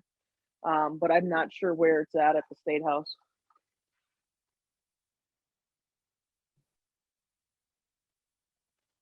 Kind of along those lines, there's a question in the chat. Are there EMTs and medical personnel, doctors, etc., resident in Tolland that are identified and can be contacted for medical emergencies? Well, the fire department is the primary response to all medical calls in Tolland, so that would be the first. 911 would be your first call. As far as doctors and we don't have any medical clinics in Tolland now. Massachusetts law for firefighters states that we all have to be trained first responders. So we have that basic responder. In order to even be on the fire department, you have to pass that.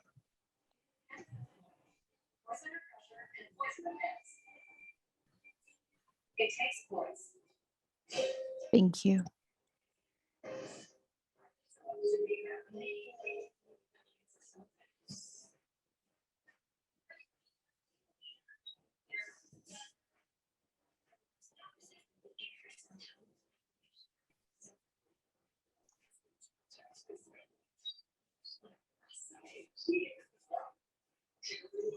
So Jeff, with those high hazard dams, like I know DCR probably does regular inspections and maintenance of theirs. They should have emergency action plans. Is that something they have shared with you or the town? Do you know? No, as far as emergency management, I've got no emergency action plans that were ever given to me personally. Whether there's something on file at the town hall, I am not aware of. I know last year during some of our high rain events during June and July, I reached out to all the facilities that I knew and never really got a great answer. And I, in fact, worked with Scott and the Agawam MEMA coordinators to help me try to figure out what a solution in case I had a dam failure during that time. Basically, because I was getting no response from the communities that held those dams. We're currently working, actually, it's taking place tomorrow. Tomorrow night, I'm having a discussion with dam safety. And what we're doing right now is we went through the floodplains and we went through all the floodplains and we're looking up and we're looking at a lot of the private dams that have not submitted any IAPs or EAPs. And dam safety is probably going to get involved to probably start enforcing those issues a little bit. So sounds like a quick solution, but still, that's probably, you know how it goes. It's going to take a while. I'm working with dam safety. It's a state agency. It's going to take a while. But Jeff, as soon as we get that, we will have a meeting with all our stakeholders, obviously, and share those plans. My goal is to put them in. Every community has a community file in WebEOC. And so my goal is to have all your SEMP plans loaded up into that. You'll have your SEMP plan, your COOP plan, your CPOD plan, and along that with your flood plan and any dam safety information will be on there. So everybody that has access to the WebEOC have access to it. And that's the goal we're shooting for now. But even that's a project that we're got 2 people working on, and we're going to address it, but you're probably looking at about a year out to get all those plans solidified. Okay, thank you. So do you think that's maybe one project while that's all going on in the background would be doing some sort of outreach program to the local private dam owners about, the fact like you own a dam, like what does that mean? What and who are the people that you should be coordinating with and what are the risks and things like that? Or maybe even like a tabletop exercise. I know sometimes towns do with different emergency responders, like if this high hazard dam fails, what happens? What does that mean for the town? How would we respond? Yeah, definitely. I mean, we've had internal discussions with police and fire with that, but never really with the stakeholders themselves.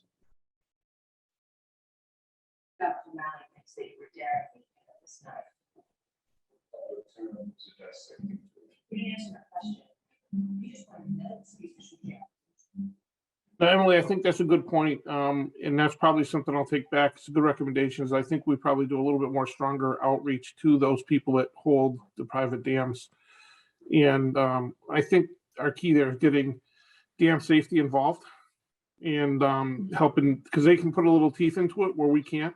Right. There's really, they can tell me, no, we're not doing nothing. There's nothing I can do about it. But if dam safety talks to them, we get some other sanctions involved. It's a little bit different for them to deal with them. And the other thing is we are going to do a bunch of tabletop exercises with SEMP plans. But one thing we didn't address probably as strong as we should have are the dams. And I think tomorrow when we start talking about those tabletops, I will throw those dams in there, and that's probably a great idea.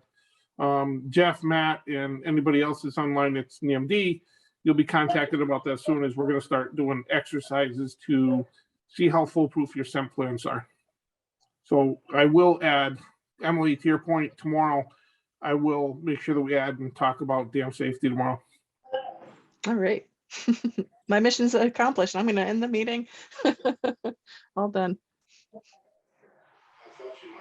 Oh, that's great. Thank you very much. It's good to hear. My turn to see you. Looking forward to it. Cuddle up, and don't forget to sign things. As a matter of fact, Emily, you know what I think is, we're doing a meeting tomorrow at 9:30 with all the local EMDs and the MD thing. I think you and I should share contact information. And what I could do at some point is put you or your team on those meeting invites, and at least that contact information, and you could feel free to come to any of those meetings. Anybody in your team or anybody that is in the room that thinks that they need to be invited to those, please.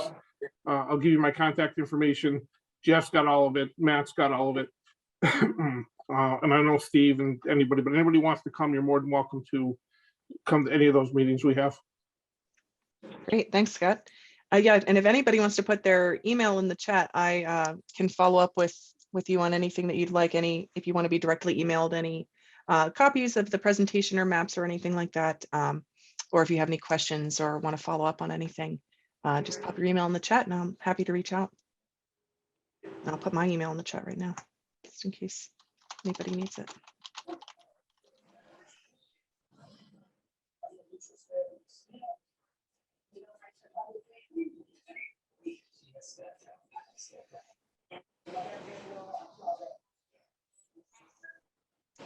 Sure.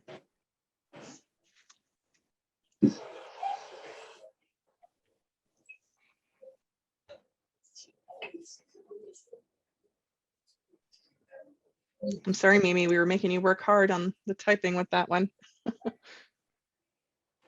No problem. And please let me know if any of these notes look like. Luckily, you're a fast typer.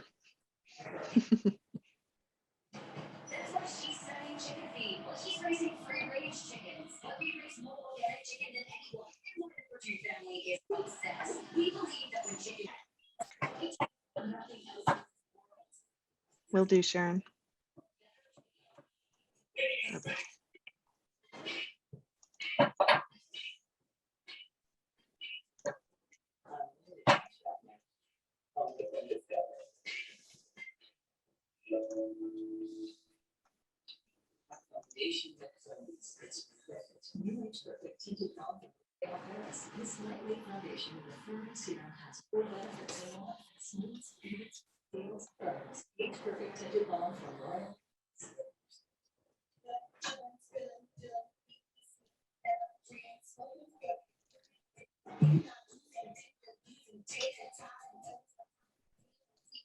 Emily, out of curiosity, has Granville gone through this process, or do they already have an updated plan?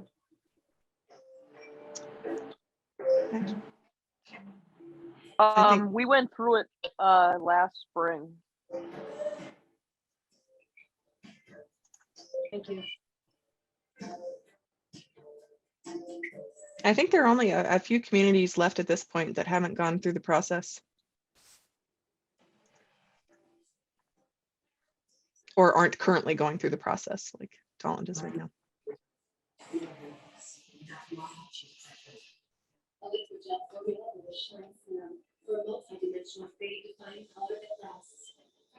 What about your evacuation routes? Is there anything that's not, besides what we already talked about with the dirt roads, that you think could be done relative to those?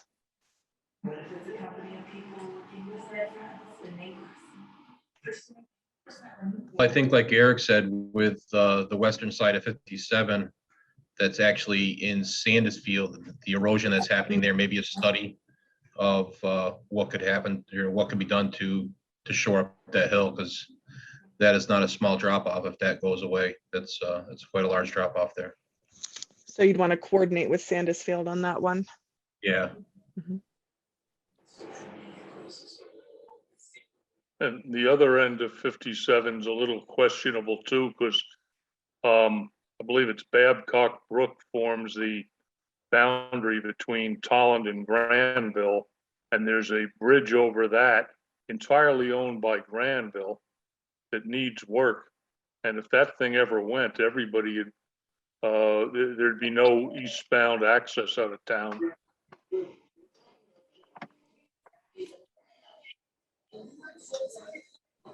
Hmm?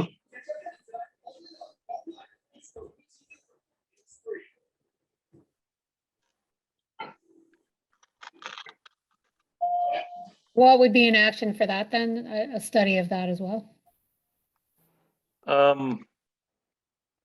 It's really not our dog.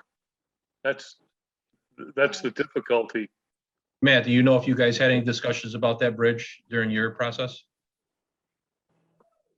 Yeah, we're actually looking at all bridges. We have quite a few in town that do need some work. We're working on some small bridge grants, and we're actually looking at maybe some MVP grants for bridges as well. So that's definitely a good candidate. But bridges have been a high talking point in the last month or so. So I will definitely make sure that gets passed on to Doug and the select board. I don't know if it's possible for two towns to combine small bridge grants for one bridge, but might be something worth looking at. I don't know about Yeah, definitely. for small bridge grants, but I know like for MVP, they like regional projects. So, you know, if there's any opportunity for coordination on these types of, you know, drainage issues or evacuation routes that impact multiple towns, you know, that's always good to think about. You know, although it's not in our town, it's a huge piece of critical infrastructure for us. Well, maybe that would be a good candidate for a joint MVP grant project then. Yeah, I think you guys got a better shot actually at a regional thing or anything we can do more than one community. It's like Emily said, they really love when we do anything joint or and once we can put the word regional or multi-community on it, they really like that. And I've seen those get approved a lot quicker than some of the other individual town or individual grants. Yeah, I agree that that's been my experience as well. And it's, you know, it makes a lot of sense because water doesn't, you know, drainage doesn't stop just because there's a town boundary. And like Pat said, you know, even though it's not necessarily in Tolland, it's a key piece of your infrastructure for evacuation route.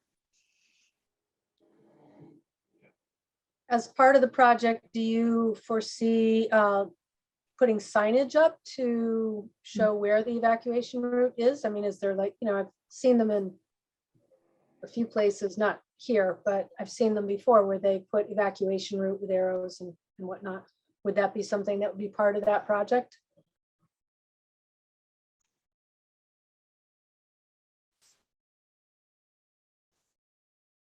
Don't know the answer to that. Yeah, just something to think about when it's, you know, when we're all set up.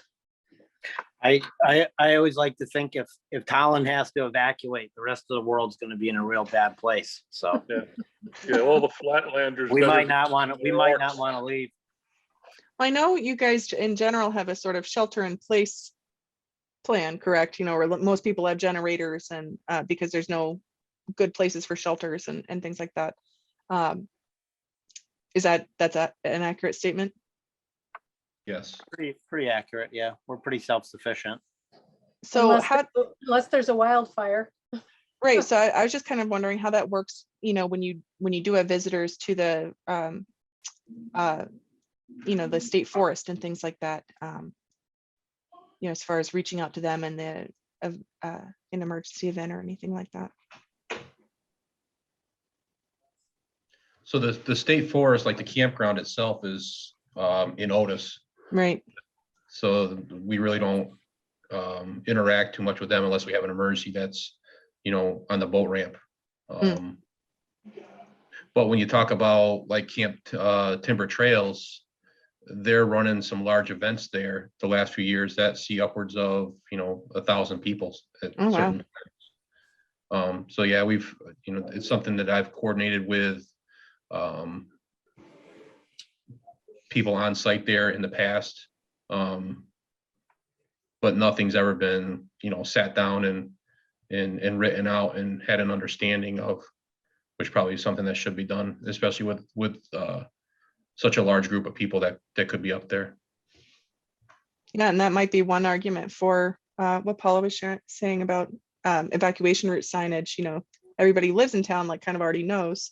But if somebody's going to one of these events, they might not know how to get out if they needed to, and they don't have a generator to just camp in place.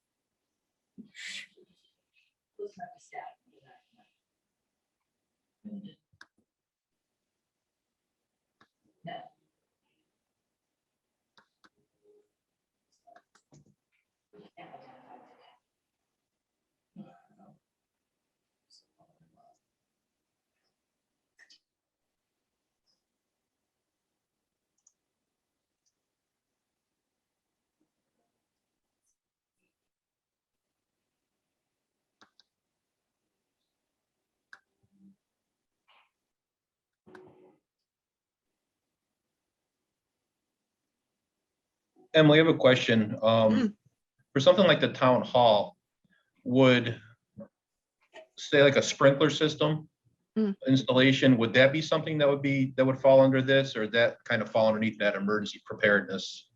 Yeah, it's something you definitely can document here in the plan, but it probably would not be a competitive MVP action grant project. But if it's something that you guys need to do, it's certainly valid to document it here as something that you need or want to do.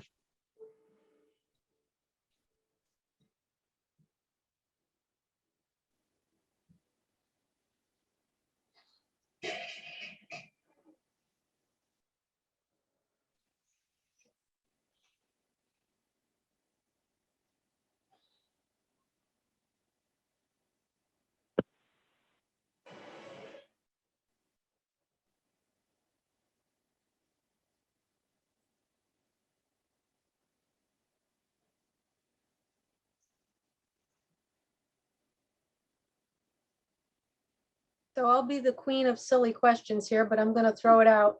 So the solar farms, like how are those protected, I guess, from inclement weather? Like, is there a problem with, if you have a really bad hailstorm, does that affect a solar farm? If you, have damaging winds, they're meant to be resilient in some ways, but I imagine that they are also that something could go wrong with the solar farms. And are they attached to the Eversource grid in a way that would affect our getting any energy from them? Eric, you want to handle that as far as how we handle emergency response up to the solar farms? Well, basically, yeah. So basically our response to any of the solar farm incidents, if there was a fire or something of that nature, is we basically hold in place until the power company or the solar people get there. Obviously, if it's a brush fire, we can try to fight the brush fire, the perimeter of the area, but we're not qualified to go in and shut electricity off or deal with the internal workings of the solar farms. As far as damage to the panels, I mean, that's not really sure on that. I'm sure they could suffer damage through hail and so forth, but they're all electronically monitored by the companies, and they probably know before we would if there was a panel that was damaged or causing an issue. Okay, thank you. I don't know if that answers your question or not. Throwing it out there. kind of related to that, it's not something we listed as a feature, but something I was thinking about is, when I was looking at the pictures folks are sending me of damage in the town in the past, you guys get down power lines a lot. How much new development is there in town? I know it's really hard to replace overhead lines that are existing with buried ones. It's just really expensive. But is it something that is in your planning code, or that you would consider putting in your planning code to have new power lines be buried? So at least, you're not like adding to the abundance of overhead that then potentially might fall over.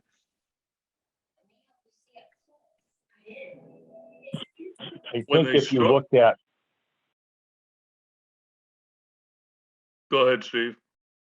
yeah, I was gonna say, I think if you look at what it would cost to bury cable within the town of Tolland, it would not be cost effective. We've got a ton of ledge that they ran into problems on Schoolhouse Road running the fiber lines. They started off real good. They were digging down only, I think, what was it, Pat, 36 inches or so? Correct. And then they ran into ledge, and that almost doubled the cost of just that one project. So we do not, the town of Tolland does not have any plans of putting that into our future bylaws, planning, as of yet, anyway. It's just not cost effective within the town. Yeah. that makes sense. Having said that, the town did pony up to bury the fiber optics going down Schoolhouse because there were no poles, and trees would be all Correct. over that all the time. The other thing that's going on right now is, I believe Eversource is funding a project to take about 800 trees down in town around the along the transmission lines, and I think that work's in progress, isn't it, Steve? Yes, it is. And that's been an ongoing, I don't want to say issue, that's been an ongoing concern, and Eversource has addressed that ever since we had that large ice storm. They started off heavy, they kind of slacked off, but now they're back, even cutting back further. So as each year goes by, it seems we have more and more space around our pole wires.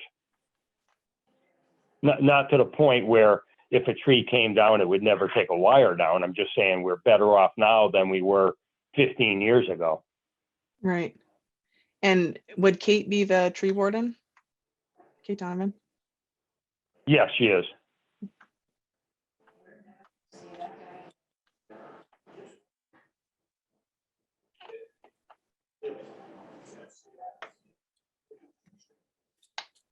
And then you can take that response for solar farms and put that right down with the Tennessee gas pipeline as well. It'd be pretty much the same response.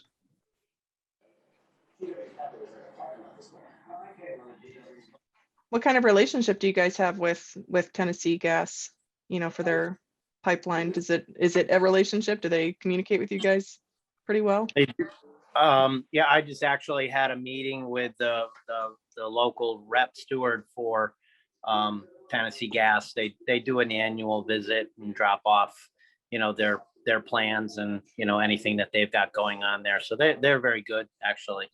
Oh, that's excellent. Communication wise, they provide a new updated book every year on contact numbers and so on and so forth.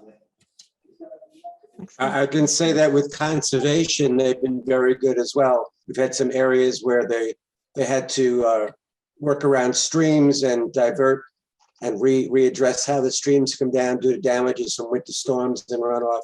And they've been excellent getting us involved, not just doing it on their own. So we've been very pleased with their response to us. Oh, excellent.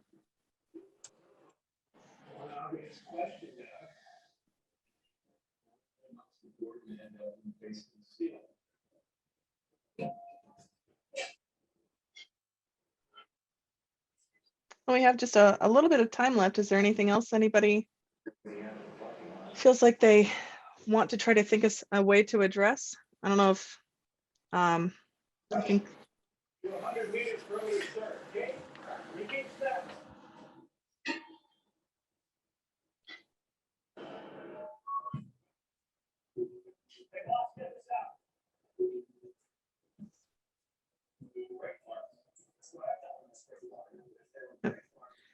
I think one of the ones that we identified as a potential vulnerability that we haven't talked about is the drinking water. You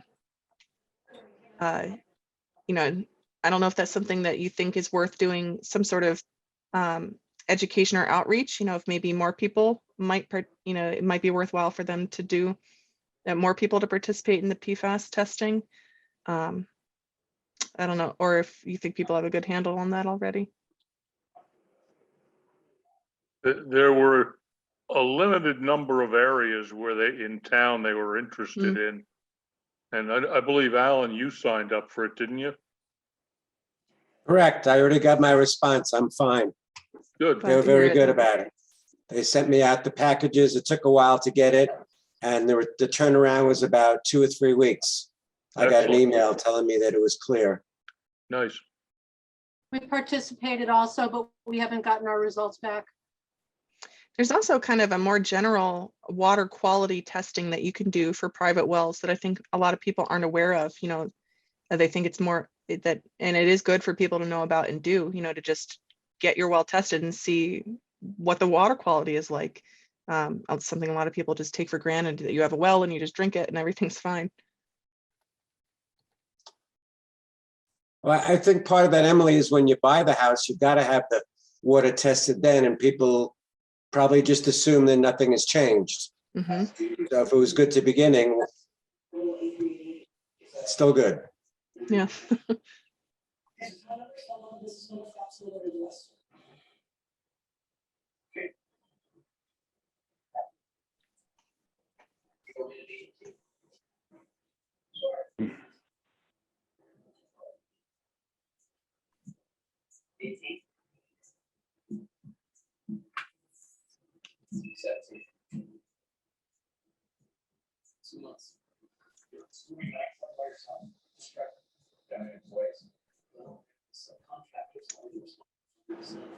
Okay, well, I think we've done a pretty good job here, and don't worry if this isn't your only chance to come up with these things. So if you have some sort of light bulb thought after this evening, you're definitely going to have a chance to be able to include that in the list. So thank you for furiously typing away, Mimi, and thanks everybody for coming up with these ideas. I'm going to share my screen again and do just kind of a little wrap-up presentation, and then let everybody be free for the rest of their evening here. Go. Okay. Here we go. Okay, so thank you, everybody. I think we came up with a really good list of infrastructure assets and some really good ideas for mitigation actions. So our next steps are that the MVP HMP committee and I are going to continue to reach out to stakeholders so that we have good, equally as good participation in workshop number 2. Workshop number 2 is going to be same time, same place next week. It will be a little bit shorter because I won't have to do so much of the spiel at the beginning. You'll all be old pros at everything I'm going to say. So it'll be next Wednesday from 7 to 9 p.m. Roughly, and it's going to be focused on, I forget which one I said. Did I say environment? There we go. Workshop number 2 will be focused on environmental assets. So something that I think a lot of you are interested in Tolland, because I think that's why a lot of you live in Tolland. It's because it's a beautiful natural place to live. And then workshop number 3 will be the week after that on the Wednesday at 7 to 9 p.m. And we'll be talking about societal strengths of vulnerability. So things like potentially vulnerable populations and your strengths as a community and things like that. And then after we go through workshops 2 and 3, what we will do is we will develop a big master list of all of these strengths and vulnerabilities and the mitigation actions that we brainstormed. And then we'll do a prioritization survey. So we'll post a survey online on the MVP committee page that will allow you to rank what you think the top priority mitigation actions are, so that we know what the priorities are to go after for funding. And we'll also give you the chance to kind of weigh in on if you think we missed anything during these workshops. And then after that, we will have what's called a public listening session, where we'll be at maybe like a Board of Selectmen meeting or something like that, to kind of, as broadly as we can throughout the town, let them know about this process and what we came up with and see what people's thoughts are. So we have one more chance for additional public input. So if you have anything you want to, any questions you have right now or anything you want to discuss, definitely am open to that. Or if it's something that you're just too tired to think about right now, but that you would like to talk about later, I put my email in the chat. It's also here. And also if you want to call me, my cell phone number is best, which is up here on the slide as well. So that's all I have on my end. Thank you all very much for joining tonight. I think this was really excellent. And I really appreciate everybody's feedback and input. And I hope we can have an equally great discussion next week on the environment. Thank you. Thank you. All right, thanks everybody. Have a good night. Good night. Bye.